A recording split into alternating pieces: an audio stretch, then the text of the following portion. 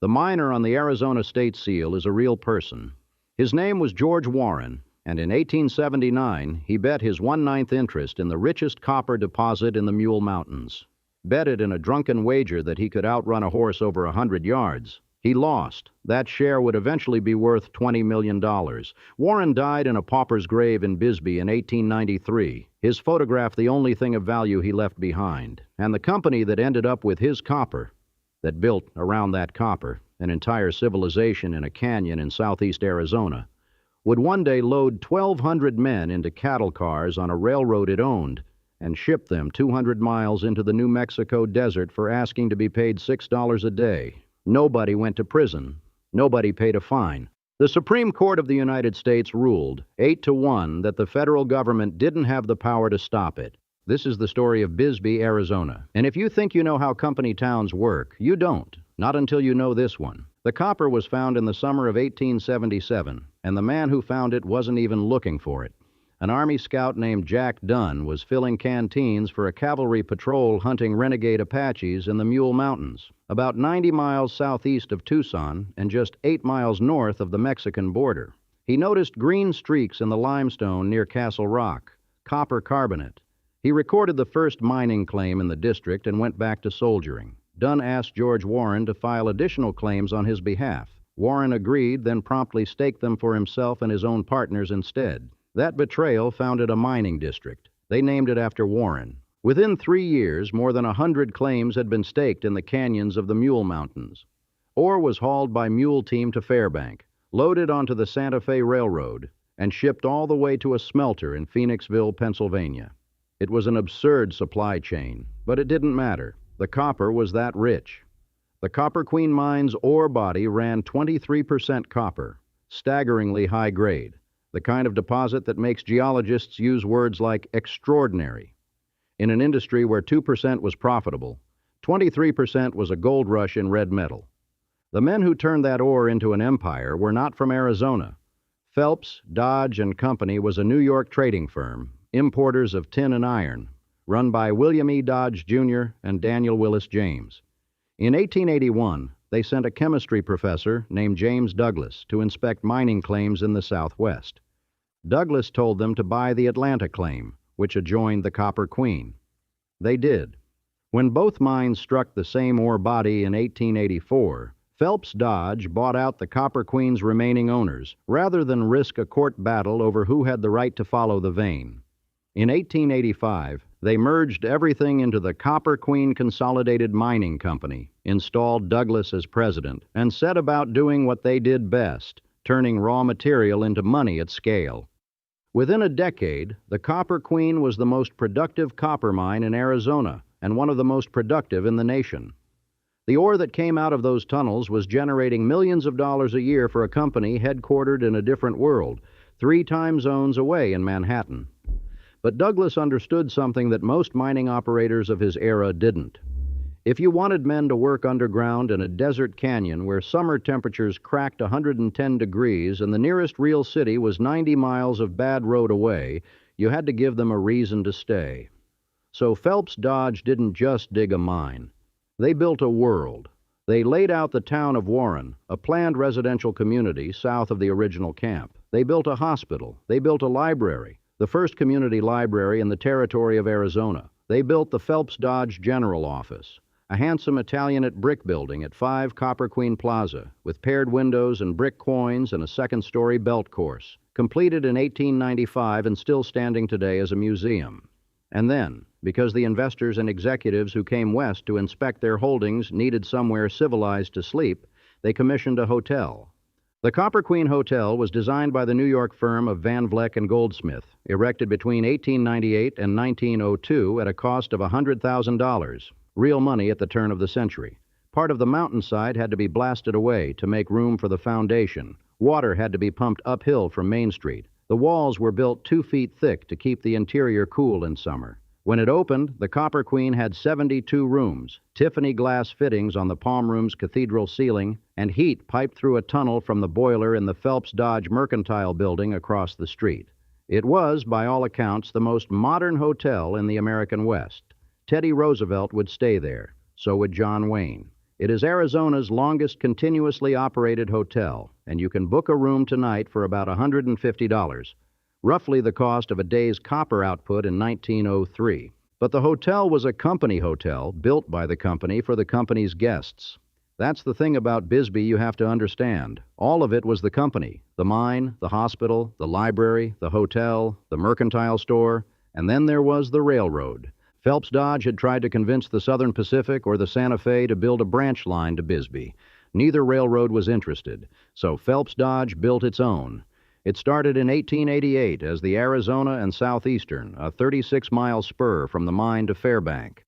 In 1901, they rechristened it the El Paso and Southwestern Railroad, extended it southeast to the new smelter town of Douglas, named after James Douglas himself, and then pushed it all the way to El Paso.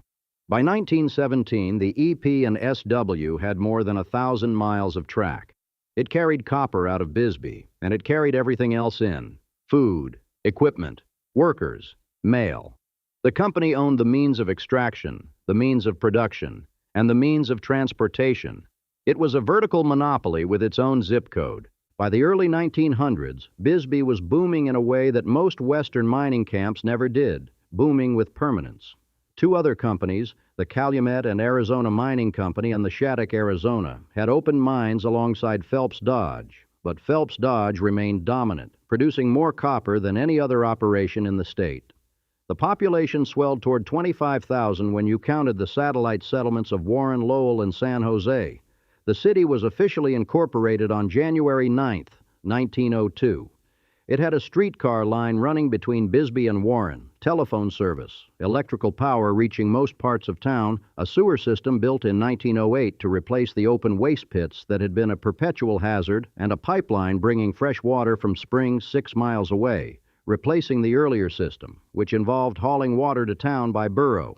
There was an opera house. There were the state's oldest ball fields. There was what may have been the first golf course in Arizona.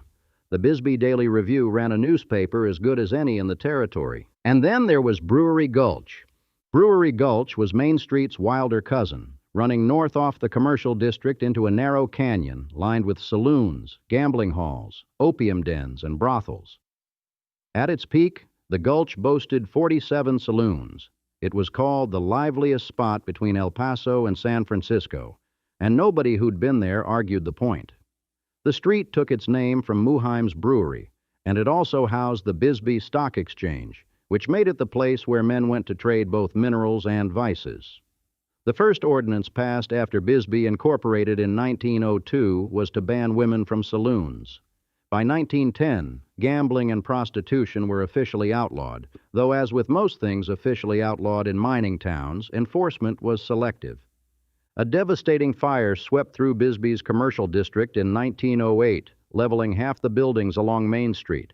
But the mines were still running, still employing thousands, and the money was still flowing. The district was rebuilt within 2 years, this time in brick and stone instead of wood. Those rebuilt blocks are still intact today. Bisbee in 1910 was, by nearly any measure, one of the most important cities in the Southwest.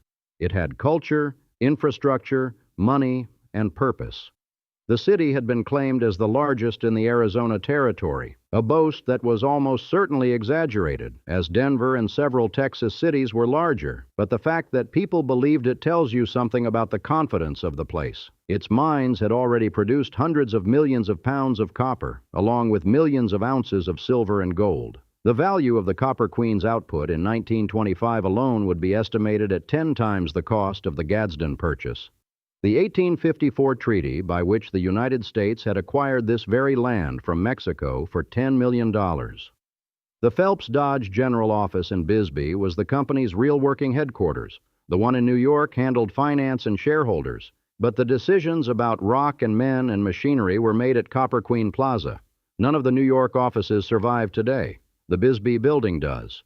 There was, however, a structural fact underneath all of this that no amount of opera or golf could disguise. The entire city existed at the pleasure of one company. The miners who dug the copper lived in company housing or in boarding houses whose owners depended on the mine's payroll.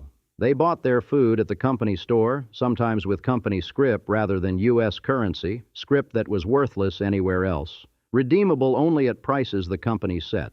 They rode the company streetcar, were treated at the company hospital, read books from the company library, and shipped their ore on the company railroad.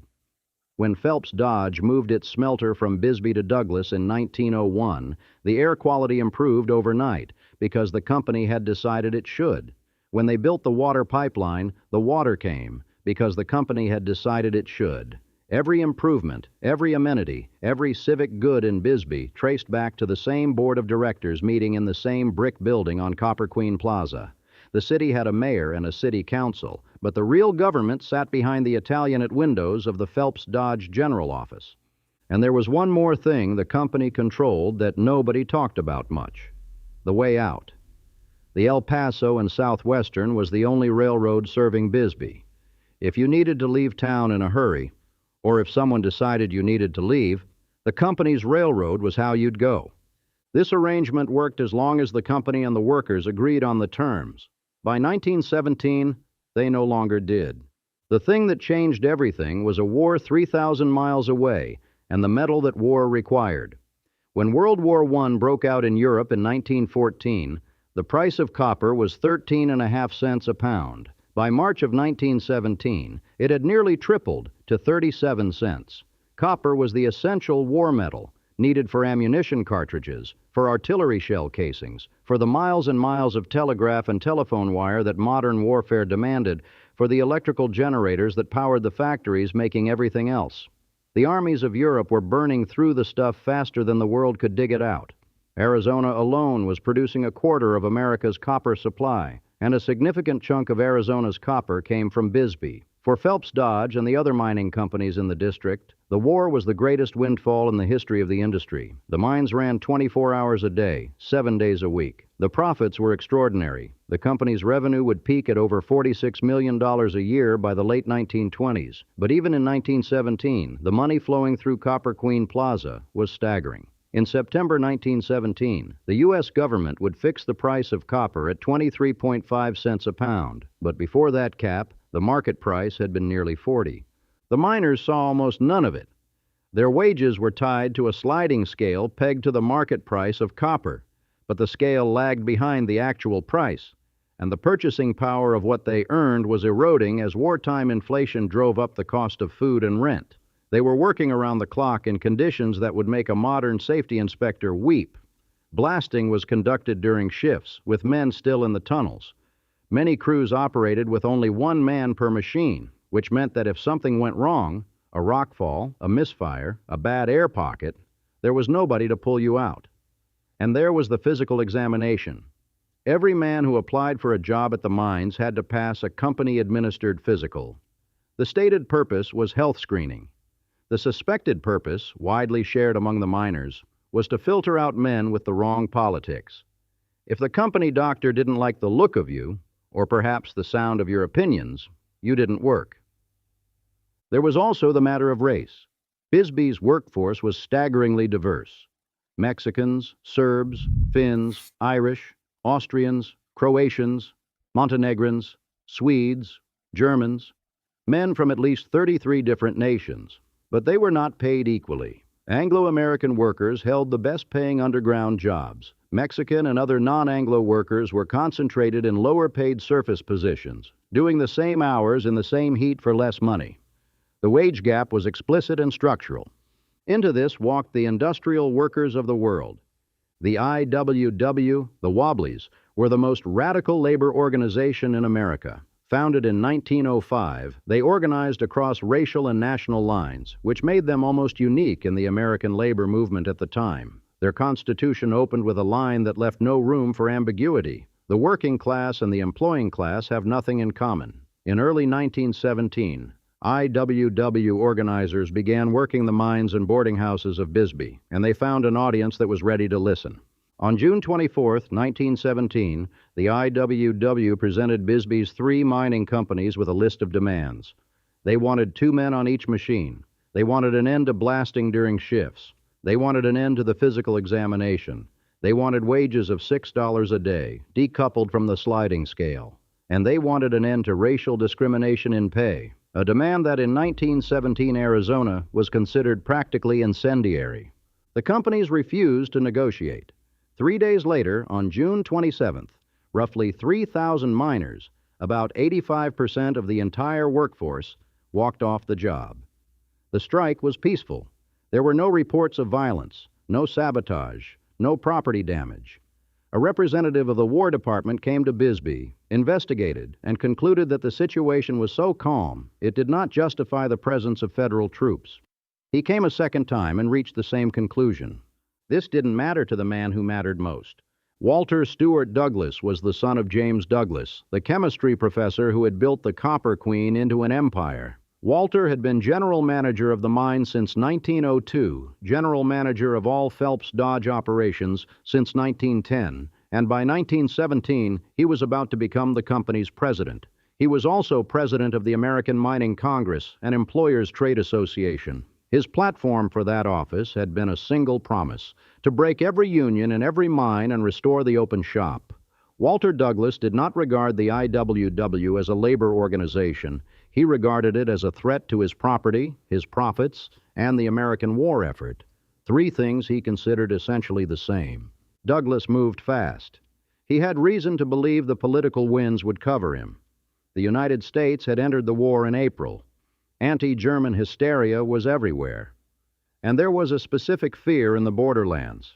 In January 1917, the German foreign minister had sent the Zimmermann telegram, offering Mexico financial support if it invaded the United States. The telegram had been intercepted and published in March, and along the Arizona-Mexico border, Bisbee sat just 8 miles from the line. The anxiety was palpable. Douglas understood that wrapping a labor dispute in the flag of wartime patriotism was the easiest thing in the world. He created 2 organizations: the Citizens Protective League, composed of local business owners and middle-class residents, and the Workmen's Loyalty League, made up of miners who hadn't joined the strike. Both groups were placed under the control of Cochise County Sheriff Harry Wheeler. Wheeler was a former Arizona Ranger, a man whose reputation rested on frontier toughness, but he took his real orders from Douglas. On July 2nd, Sheriff Wheeler asked Arizona's governor to request federal troops. He described the strike as pro-German and anti-American.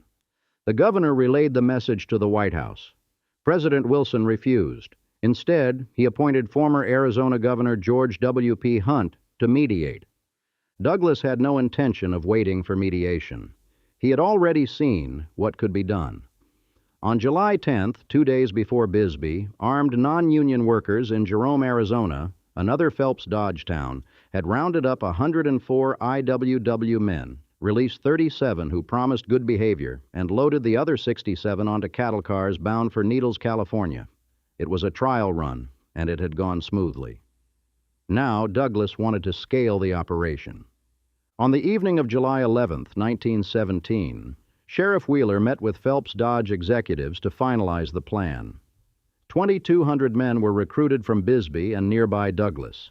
They were issued white armbands so they could identify each other in the dark. They were given rifles. Wheeler issued a proclamation: "I have formed a sheriff's posse of 1,200 men in Bisbee and 1,000 men in Douglas, all loyal Americans, for the purpose of arresting on the charges of vagrancy and treason, and of being disturbers of the peace of Cochise County." He vowed to make Bisbee an American camp where American men may enjoy life, liberty, and the pursuit of happiness unmolested by alien enemies of whatever breed.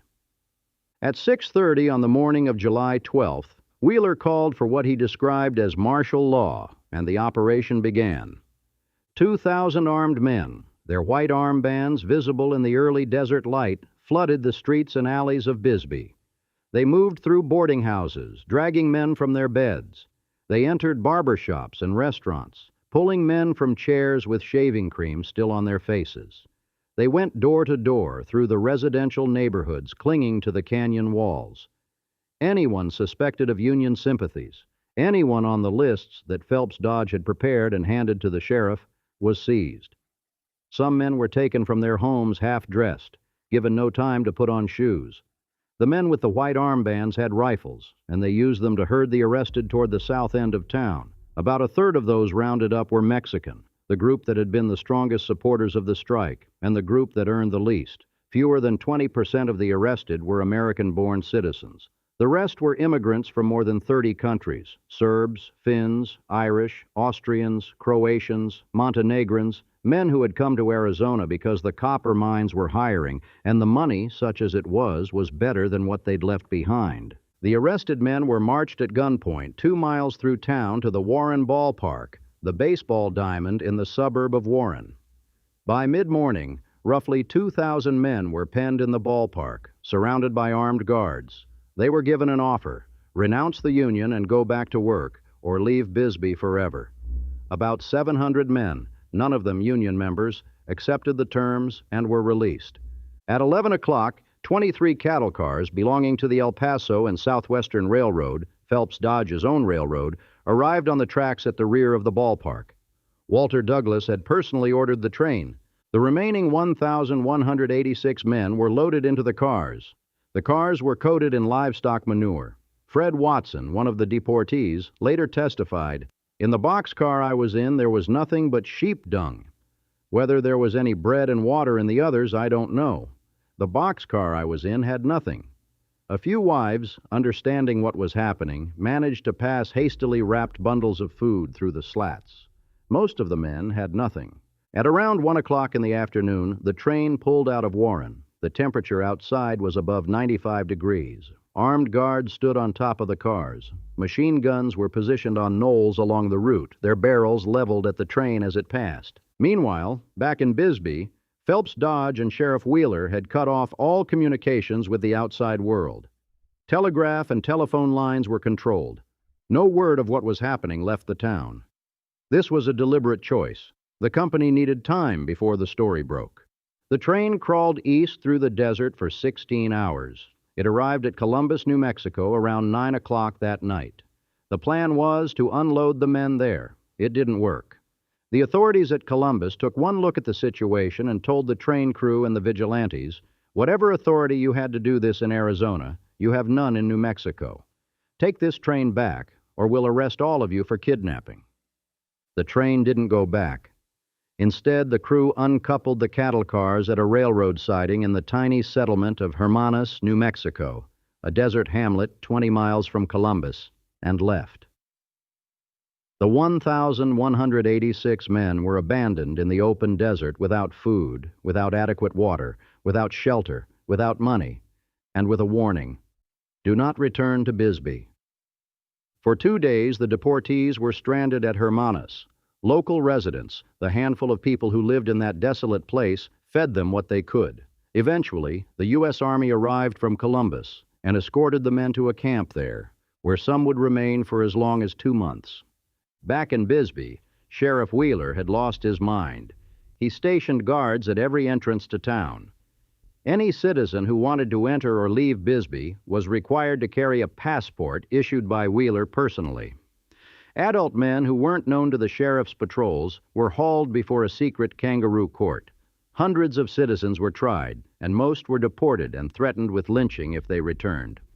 When IWW lawyer Frank N. Moore came to Bisbee in late July to represent the deportees' interests, the Loyalty League deported him too. When deportees tried to come back to Bisbee to collect their belongings or claim their property, Wheeler arrested them for vagrancy and threw them out again. Months later, men were still being rounded up and given 2 days to sell everything they owned and leave town. This went on for months until the Arizona Attorney General finally ordered Wheeler to stop. The news eventually reached the outside world, and the reaction was not what Phelps Dodge expected. The deportation made national headlines. President Wilson, on the same day as the deportation, had dispatched former Governor Hunt to Globe, Arizona, to deal with a different mining dispute. Now he created the President's Mediation Commission to investigate what had happened in Bisbee.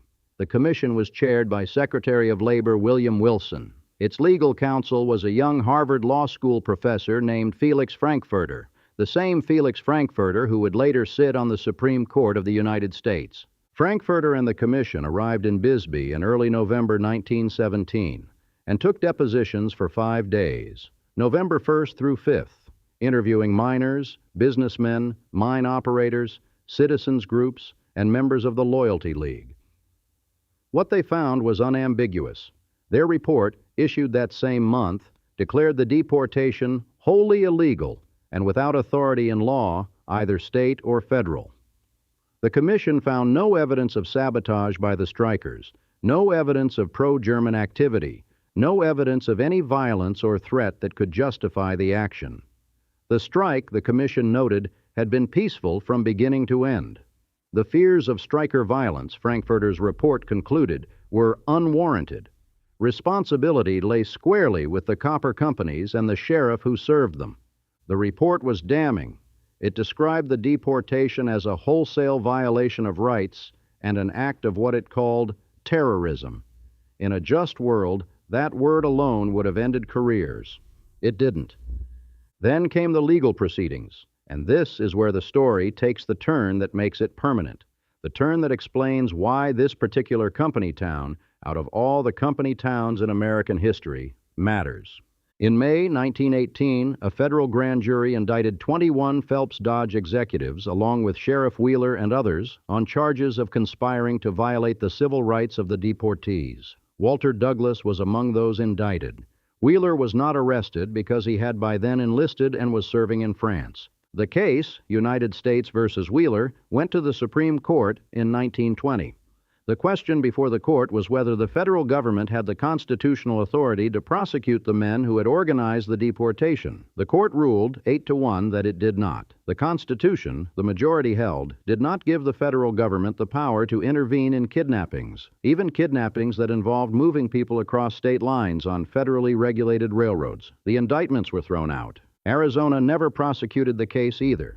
The state brought a single criminal charge against Harry E. Wooten, a Phelps Dodge employee and Loyalty League member, as a test case representing all 210 potential defendants.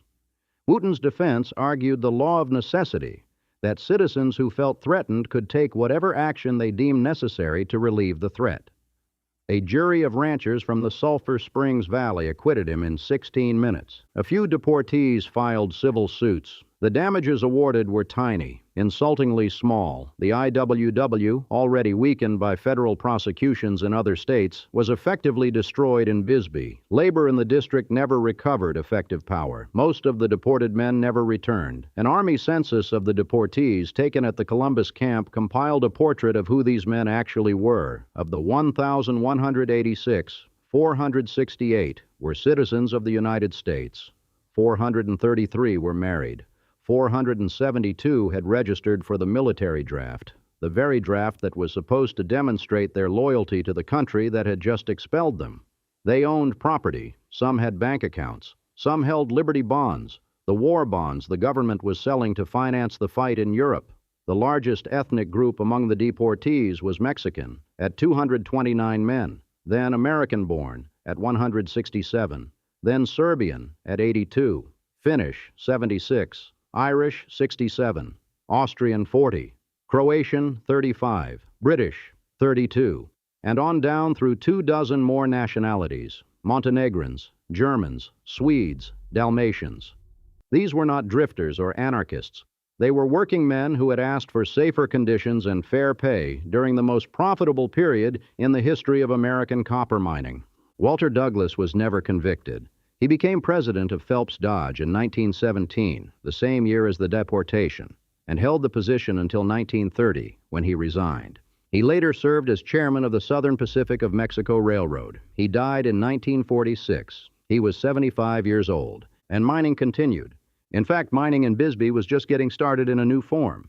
In 1917, the same year as the deportation, Phelps Dodge began blasting Sacramento Hill, an iconic landmark at the edge of town, to inaugurate the first open-pit copper mine in Arizona. 7 steam shovels and 15 locomotives chewed into the hillside. Over the next decade, they removed 5 million cubic yards of overburden and reduced the hill 600 feet below its original surface. The Sacramento pit ran out of significant ore by 1929, just as the Depression dropped the price of copper below 5 cents a pound. Then came the real excavation. In 1950, Phelps Dodge Vice President Harrison Lavender conceived a plan to recover the lower-grade copper ore that the underground mines had left behind, ore that ran less than 1% copper, far below the 23% of the original Copper Queen glory days, but potentially profitable if you moved enough rock. The resulting lavender pit, named for lavender after his death in 1952, would become one of the largest open-pit copper mines in the world. It consumed the landscape as thoroughly as the underground mines had consumed the men. Where Sacramento Hill had once stood, where Bisbee's children had played, and where the outline of the mountain had been visible from every street in town, the pit eventually covered 300 acres. It was a mile long, half a mile wide, and 900 feet deep. To make room for it, 250 homes and businesses were demolished or relocated. The Shattuck Den Mining Company's office building, a 300-ton brick structure, was moved at a snail's pace, 1 foot every 10 minutes, 3,000 feet to a new location. Entire neighborhoods were erased. Blasts commonly broke 75,000 tons of rock, usually detonated at 3:25 every afternoon. You could set your watch by the explosions. The electric shovels were 4 times larger than the old steam-powered ones. The ore cars were replaced by trucks that carried 35 to 65 tons at a time. By the time the lavender pit played out in December of 1974, it had yielded 86 million tons of ore containing roughly 600,000 tons of copper. Along with the underground mines, Bisbee's total production over nearly a century of mining amounted to 8 billion pounds of copper, 102 million ounces of silver, and 2.8 million ounces of gold, along with millions of pounds of zinc, lead, and manganese. And a byproduct no one had planned for, Bisbee blue turquoise, considered among the finest in the world, found in the walls of the lavender pit. Phelps Dodge ceased underground mining operations in 1975, and then the real cost of being a company town became clear. With the departure of its industrial base, Bisbee's real estate market collapsed entirely. The population, which had already fallen from its peak around 25,000 to under 10,000, cratered further. Hundreds of homes went up for sale. The city that had once been the largest in the Arizona Territory, that had boasted an opera house and a streetcar and 47 saloons, was suddenly a shell. What happened next is the kind of thing that only happens in America. The cheap real estate, houses for a few $1,000s, sometimes less, drew a new population. Retirees came for the climate and the architecture. Artists came because they could afford rent. The people who arrived in the late 70s and 80s didn't share the politics or the demographics of the miners who'd built the town, but they shared something else, an appreciation for what was there. The brick buildings on Main Street, rebuilt after the 1908 fire, were still standing. The Copper Queen Hotel was still open. The Phelps Dodge General Office became the Bisbee Mining and Historical Museum in 1971 and was designated a National Historic Landmark in 1983. Slowly, building by building, the old mining camp reinvented itself as an artist colony and a tourist destination. For decades after the deportation, Bisbee did not talk about what had happened on July 12, 1917. The story was buried, not actively suppressed so much as collectively avoided. Children who grew up in Bisbee in the 50s and 60s graduated high school without ever hearing about it. The historian Mike Anderson, a Bisbee resident who has spent years tracking the deportees and their fates, found that most of the men picked up their lives and went on. They were tough. 80% of them were immigrants who had already endured one enormous upheaval just to get to Arizona. Some drifted back to Bisbee, despite the threats. Anderson has traced a handful of them to graves in Bisbee's Evergreen Cemetery, the same cemetery where George Warren is buried, the man who bet the mine and lost.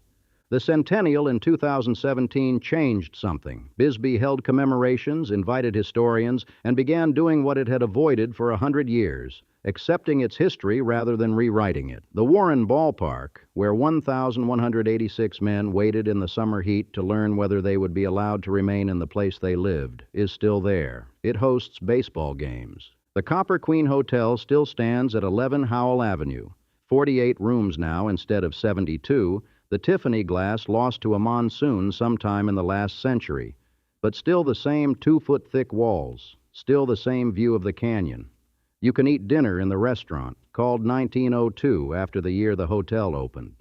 Across the plaza, the old Phelps Dodge headquarters displays the history of the company that built the town, and then, when the town's workers asked for $6 a day, put them on a train. It's worth pausing on that number, $6 a day. In 1917 dollars, adjusted for inflation, that's roughly $150 today. The miners were asking for a living wage during the most profitable copper boom in American history, when the price of the metal they dug had nearly tripled in 3 years, and the company that employed them was posting record earnings. The company's response was to load them into the company's cattle cars, haul them on the company's railroad to a patch of desert in another state, and leave them there. Then a sheriff who took his orders from the company's president sealed the town and ran a secret court for months. Then the highest court in the land said the federal government couldn't do anything about it. Bisbee today has a population of about 5,000. Its economy runs on tourism and art. The Lavender Pit, 300 acres of terraced rock 900 feet deep, sits at the edge of town like an inverted monument, not to what was built, but to what was taken. Where Sacramento Hill once rose above the canyon, there is now a void. You can stand at the viewing platform on the old highway and look down into it. The scale is hard to process. The hole is so large that the dump trucks working the bottom, in the photographs from the 70s, look like insects. Phelps Dodge itself is gone, at least as an independent company. Freeport-McMoran bought it out in 2007. The El Paso and Southwestern Railroad was sold to the Southern Pacific in 1924. Its tracks eventually pulled up. Its right-of-way returned to desert. The cattle cars that carried 1,186 men to Hermanas on July 12, 1917, were just rolling stock, inventory, a line item on a balance sheet. They were probably scrapped sometime in the 20s or 30s. Their steel melted down, the metal recycled into something else. The copper, of course, is everywhere. It's in the wiring of your house. It's in the phone you're holding. It's in the ammunition the country manufactured for 2 world wars and every conflict since. 8 billion pounds of it came out of those mountains, and the people who dug most of it out were not Americans by birth. They were Mexicans, Serbs, Finns, Irishmen, Austrians, Croatians, Montenegrins, working men who crossed oceans and deserts to do the hardest job in the hardest landscape in the country. When they asked for a fair share of what their labor produced, $6 a day, 2 men per machine, an end to racial pay gaps, the company that ran the town, the sheriff, the railroad, the hospital, and the library, loaded them into cattle cars and sent them into the desert. And every institution that might have stopped it, the governor, the president, the courts, either couldn't or wouldn't. George Warren's photograph still appears on the Great Seal of Arizona, the miner with his long-handled spade standing beside a mountain. The mountain is Sacramento Hill. It doesn't exist anymore.